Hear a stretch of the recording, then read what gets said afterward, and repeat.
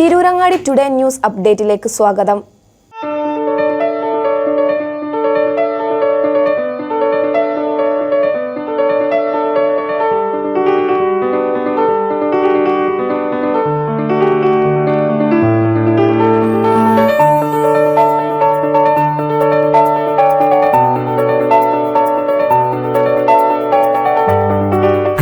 Golden diamonds bypass road Chemmad. വാർത്തകൾ വിശദമായി. സംസ്ഥാനത്തെ എല്ലാ പഞ്ചായത്ത് നഗരസഭാ തലത്തിൽ തെരഞ്ഞെടുത്ത കേന്ദ്ര സർക്കാർ സ്ഥാപനങ്ങളിലേക്ക് തൊഴിലുറപ്പ് തൊഴിലാളികൾ മാർച്ചും ധർണയും നടത്താൻ തീരുമാനിച്ചതിന്റെ ഭാഗമായി മൂർക്കനാട് ഗ്രാമപഞ്ചായത്തിൽ കൊളത്തൂർ സബ് പോസ്റ്റ് ഓഫീസിന് മുമ്പിൽ NRGE workers union Moorkanad panchayat കമ്മിറ്റിയുടെ നേതൃത്വത്തിൽ സമരം സംഘടിപ്പിച്ചു.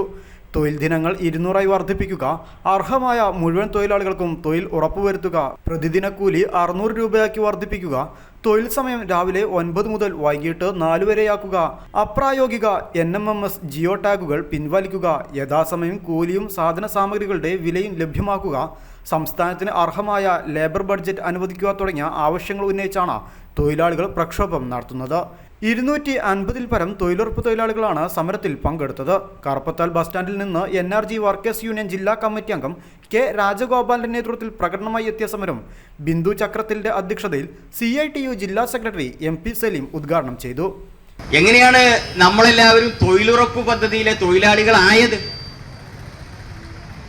തൊഴിലുറപ്പ് പദ്ധതിയിലെ തൊഴിലാളികളായത് ഇന്ത്യയിലെ ഇടതുപക്ഷം അല്ലെങ്കിൽ CPIM, ഇന്ത്യയിലെ കോൺഗ്രസിന്റെ നേതൃത്വത്തിനോട് UPA എന്ന സംവിധാനത്തിന് ഇടതുപക്ഷത്തിന്റെ പിന്തുണ ഉണ്ടാകണമെങ്കിൽ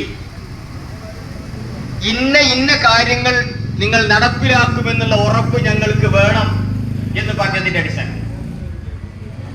ആ ഉറപ്പ് എന്താണ്? ഇന്ത്യയിലെ സാധാരണക്കാർക്ക് തൊഴിൽ ചെയ്യാൻ കഴിയുന്ന, അവരുടെ ജീവിതത്തിൽ അഭിവൃദ്ധി കഴിയുന്ന രീതിയിൽ സമഗ്രമായ ഒരു തൊഴിൽദാന പദ്ധതി ഇന്ത്യയിൽ കൊണ്ടുവരണം എന്നാണ് നമ്മൾ വെച്ച ഉപാധി.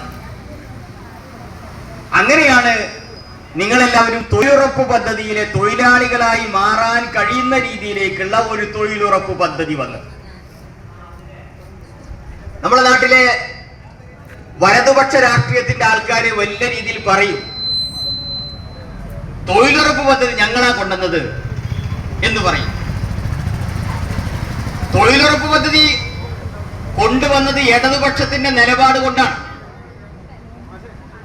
ഇടതുപക്ഷത്തിന്റെ തീരുമാനങ്ങളുടെ ഭാഗമാണ്. അങ്ങനെ ഇടതുപക്ഷ മുന്നണിയുടെ അല്ലെങ്കിൽ കോൺഗ്രസിനോട് നിർബന്ധ ബുദ്ധി കാണിച്ചതിന്റെ ഭാഗമായി ഇന്ത്യയിൽ രൂപം കൊണ്ട ഒരു പദ്ധതിയാണ് തൊഴിലുറപ്പ് പദ്ധതി. അങ്ങനെയാണ് നമ്മളെല്ലാവരും തൊഴിലുറപ്പ് തൊഴിലാളികളായത്. അങ്ങനെ ഒരു പദ്ധതി ഉണ്ടായത്. ആദ്യം എത്രയായിരുന്നു കൂലി? 100 ചില്ലാനം അല്ലെ? 100 ചില്ലാനായിരുന്നു കൂലി. കൃത്യമായി ഇവിടെ രാജേട്ടൻ സംസാരിക്കുമ്പോൾ അത് പറയും. ജില്ലാ കമ്മിറ്റി അംഗം രാജഗോപാലൻ സമരത്തെക്കുറിച്ച് വിശദീകരിച്ചു. 2005-ൽ 1ാം UPA സർക്കാർ നിയമം മൂലം നടപ്പാക്കിയ തൊഴിലുറപ്പ് പദ്ധതിയെ ദുർബലപ്പെടുത്താൻ അനാവശ്യമായ നിയന്ത്രണങ്ങൾ കേന്ദ്ര സർക്കാർ അടിച്ചേൽപ്പിക്കുന്നുവെന്നും തൊഴിലിടങ്ങളിലെ ആവർത്തിച്ചുള്ള ഫോട്ടോയെടുപ്പും NMMS-ഉം ജിയോ ടാഗും തീർത്തും അപ്രായോഗികമാണെന്നും തൊഴിലാളികളുടെ തൊഴിൽ ദിനം ഇതുവഴി നഷ്ടപ്പെടുകയാണെന്നും യഥാസമയം കൂലി ലഭ്യമാക്കാത്തതും നിശ്ചിത കൂലിയിൽ കുറവ് വരുത്തുന്നതും പതിവായി എന്നും അദ്ദേഹം പറഞ്ഞു. നമുക്കറിയാം, ഇടയ്ക്ക് വെച്ച് മോദി സർക്കാർ വന്നതിന് ശേഷം നമുക്ക് ബഡ്ജറ്റിലെ എമൗണ്ട് വളരെ കുറഞ്ഞുകൊണ്ടിരിക്കുകയാണ്. 100 ദിവസം നിർബന്ധമായും എല്ലാവർക്കും തൊഴിൽ കിട്ടേണ്ട ഒരു രീതിയിൽ നിന്ന് പോയിട്ട്, അതും നമ്മൾ ആവശ്യപ്പെടുന്ന സമയത്ത് നമുക്ക് തൊഴിൽ കിട്ടണം, നമ്മൾ ആവശ്യപ്പെടുന്ന തൊഴിൽ നമുക്ക് കിട്ടണം, ആ തരത്തിലൊക്കെ ഉണ്ടായിരുന്നോടത്ത് പോയിട്ട് ഇപ്പോൾ ഏതാണ്ട് ഒരു 36 ദിവസമൊക്കെ നമുക്ക് തൊഴിൽ കിട്ടുന്ന രീതിയിലേക്ക് കാര്യങ്ങൾ എത്തിപ്പെട്ടു. കേരളത്തിലത് 56, 57 ഇപ്പോൾ പോയി 67 ദിവസം വരെ ഈ ഗവൺമെന്റ് വന്നതിന് ശേഷം വളരെ കാര്യമായിട്ടുള്ളൊരു ഇടപെടലിന്റെ ഭാഗമായി, സംസ്ഥാന ഗവൺമെന്റിൻ്റെയൊക്കെ ഇടപെടലിന്റെ ഭാഗമായിട്ടാണ് നമുക്ക് 67 ദിവസമെങ്കിലും കിട്ടി വരുന്നത്, ശരാശരി വരുന്നത്. അവിടെ നിന്ന് ഏറ്റവും കൂടുതൽ 100 ദിവസം അകച്ചിട്ടുള്ള തൊഴിലാളികളുള്ള സംസ്ഥാനവും കേരളമാണ്. അഖിലേന്ത്യാ തലത്തില് 100 ആളില് 7 പേർക്ക് 100 ദിവസത്തെ തൊഴിൽ കിട്ടുമ്പോൾ ഇവിടെ 18 പേർക്ക് നമുക്ക് 100 ദിവസത്തെ തൊഴിൽ കിട്ടണം. അപ്പൊ ആ തരത്തിൽ നമ്മുടെ തൊഴിലാളികളെ അവരുടെ കാർഷിക മേഖലയിൽ നമ്മൾ പണിയെടുക്കുമ്പോൾ അത് മറ്റൊരു മേഖലകളിൽ വരുമ്പോൾ മറ്റ് സംസ്ഥാനങ്ങളിൽ വരുമ്പോൾ കാർഷിക മേഖലയ്ക്ക് തീരെ പ്രാധാന്യമില്ലാത്ത അവർക്ക് താല്പര്യമുള്ള രീതിയിലേക്ക് പോകും. ഇപ്പോഴും നിങ്ങൾക്കറിയാം, നമ്മൾ തുടങ്ങി വെച്ചിട്ടുണ്ടായിരുന്ന കാലത്തുണ്ടായിരുന്ന പണികൾ അതൊന്നും ചെയ്യാൻ പാടില്ല എന്ന് പറഞ്ഞിരിക്കുക.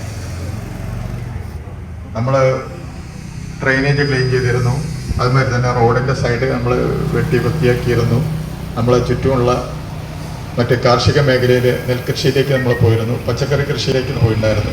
അവിടെ നിന്നൊക്കെ മാറി ഇപ്പോൾ നിങ്ങൾക്കറിയാം ഈ വർഷത്തെ ചെയ്തുള്ള ആകെ 3 തരം പണിയാണ്. 267 തരം പണികൾ നമ്മൾ ഇനി ചെയ്യേണ്ടതില്ല എന്നുള്ള രീതിയിലേക്ക് എത്താൻ പോവുകയാണ്. അതിന് കാര്യമായിട്ടുള്ള ശ്രമം നടന്നുകൊണ്ടിരിക്കുക. സോഷ്യൽ ഓഡിറ്റിംഗ് യഥാസമയം പൂർത്തീകരിച്ച് തൊഴിലാളികൾക്ക് പൂർണ്ണതോതിൽ കൂലി ലഭ്യമാക്കണം. അനുവദനീയമായ എല്ലാ പ്രവൃത്തികളും ഏറ്റെടുത്ത് കൂടുതൽ തൊഴിൽ ദിനങ്ങളും സ്ഥായിയായ ആസ്തികളും സൃഷ്ടിക്കാൻ തദ്ദേശഭരണ സ്ഥാപനങ്ങൾ മുൻകൈയെടുക്കണമെന്നും അതുവഴി ഗ്രാമീണ മേഖലയുടെ വികസനവും തൊഴിലാളികളുടെ ക്ഷേമവും ഉറപ്പുവരുത്താനാകുമെന്നും സമരക്കാർ പറഞ്ഞു. തുടർന്ന് T Murali master, T Rajmohan, Ahammadul Muneer, K P Baburaj തുടങ്ങിയവർ അഭിവാദ്യമർപ്പിച്ച് സംസാരിച്ചു. സി ലക്ഷ്മി ദേവി സ്വാഗതവും ഗീതാ പുളിക്കൽ നന്ദിയും പറഞ്ഞു.